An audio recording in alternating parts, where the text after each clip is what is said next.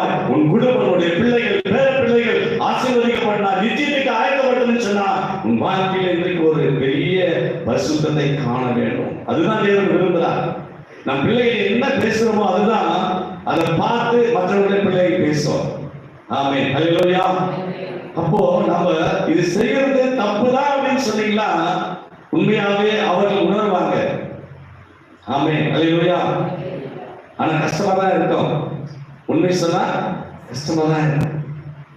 ஏன்னா அதே போலதான் இஸ்ரவேல் ஜனங்கள் மத்தியில கூட நோவா போய் சொல்லும் போது யார் என்ன பண்ணல, காது கொடுத்து கேட்கல, மனசாவப்பட்டார், வேதனைப்பட்டார், எல்லாமே அழிக்கப்பட்டது. ஏன் தெரியுங்களா? அவருடைய வாழ்க்கை பாவத்துல மூழ்கி இருந்தது, பரிசுத்தம் இல்லை.